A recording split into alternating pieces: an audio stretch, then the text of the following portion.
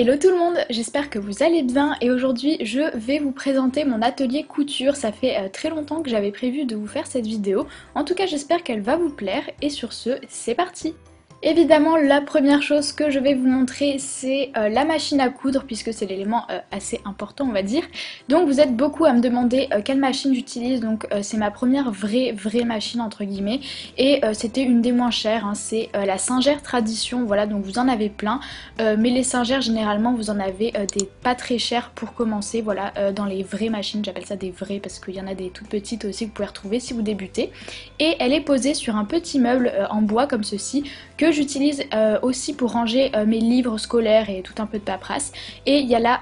pédale en dessous. Ensuite sur le bureau on a cette caisse en bois que j'ai récupérée dans un magasin qui vendait du vin, et dedans j'y range mes petites pochettes et les tissus prédécoupés avec mon fer à repasser, et au dessus j'ai posé ma mini boîte à couture avec plein de petits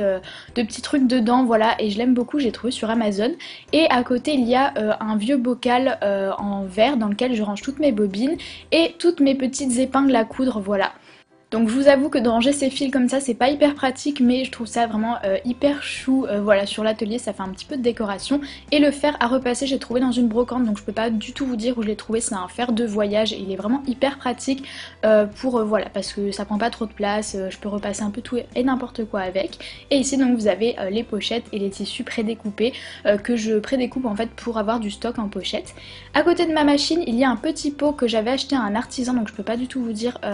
où je l'ai trouvé, enfin voilà, et dedans j'y range tous les petits trucs que j'ai besoin à portée de main pendant que je couds, donc des pinces, des ciseaux, des craies, etc.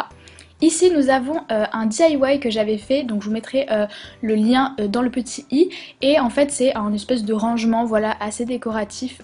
style Pinterest, dans lequel je range quelques trucs, mais c'est plus pour la déco, donc il y a un ruban mètre, il y a de la colle à tissu, des étiquettes, enfin il y a un petit peu de tout, voilà, mais c'est plus pour la décoration. Ici il y a un petit to-do list que j'ai mis dans mon mur, voilà, avec toutes les pochettes que je dois coudre, et en dessous vous avez évidemment les pots à outils, donc il y a un pot en verre où dedans il y a tous les gros outils, donc les pinces pour couper, enfin pour faire des trous dans le cuir, mes gros ciseaux, des équerres, des règles, etc. Et à côté, bon, j'ai recyclé un rouleau de sopalin, voilà, pour mettre dedans tous les stylos, les marqueurs, etc. Et ici nous avons ma lampe, voilà, que j'ai trouvée chez Ikea, et j'ai posé dessus un petit bibelot, enfin voilà, une petite décoration, un mannequin en bois, voilà, que j'avais trouvé sur un marché il me semble. Et voilà, donc je l'utilise pour les deux ateliers, je la fais pivoter, donc c'est assez pratique du coup. Ensuite en dessous il y a un tiroir dans lequel c'est un petit peu le bazar, voilà, mais j'y range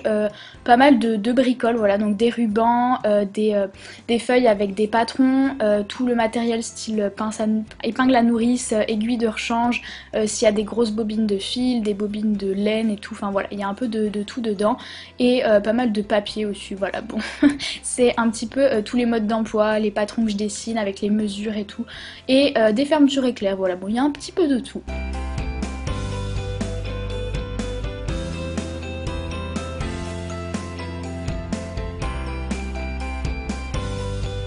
Donc voilà pour le dessus de l'atelier, et maintenant en dessous il y a tous les tissus. Donc là j'ai tourné cette vidéo il y a pas mal de temps, donc maintenant j'ai fait un nouveau rangement pour les tissus, donc je vous mettrai une photo au montage, ou alors voilà, je trouverai le moyen de vous montrer. Mais en gros à ce moment là je rangeais mes tissus dans une caisse Ikea comme ceci, ils étaient tous pliés, mais bon c'était un petit peu le bazar pour s'y retrouver parce que voilà, j'avais tout mis dans le même sac, et c'est vrai que c'était pas très pratique, donc je vous mettrai une photo au montage de comment j'ai rangé maintenant. Et derrière vous avez des sacs avec mes rouleaux de simili-cuir, etc. qui sont roulés, parce que le simili-cuir c'est impossible d'enlever les plis et tout, donc vaut mieux les rouler si vous voulez pas avoir des marques. Et je les range dans des sacs en papier que j'ai en fait quand j'achète du tissu chez mon marchand de tissu, pour les ranger tout simplement. Et caché en dessous j'ai posé des boîtes assez disgracieuses, donc voilà, j'ai préféré les cacher. Donc premièrement il y a cette boîte à ruban que j'ai fait moi-même, donc c'est pas du tout compliqué, j'ai foutu tous les rubans dedans en vrac, et vous avez des petits trous sur les côtés dans lesquels je passe les rubans, et comme ça fait un peu style distributeur, voilà, et c'est vraiment plus pratique en termes de place et tout. Ensuite dans cette boîte où j'avais eu du matériel de couture, j'y range toutes mes fermetures éclairs, voilà, comme ça elles sont toutes au même endroit, pardon, et la plupart proviennent de chez Créafirm. Et la dernière boîte, c'est une boîte en carton dans laquelle je range toutes mes chutes de tissu parce que je jette quasiment rien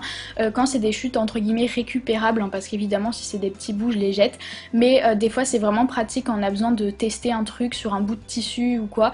c'est vraiment pratique de garder ces chutes et puis des fois on a des assez grosses chutes. Et donc voilà pour cette vidéo, j'espère qu'elle vous aura plu malgré qu'elle soit assez courte. N'hésitez pas à aller voir dans la barre d'infos où il y a tous mes liens, réseaux sociaux, boutiques, etc. si jamais ça vous intéresse. Et sur ce, je vous fais plein de gros bisous. Bye tout le monde!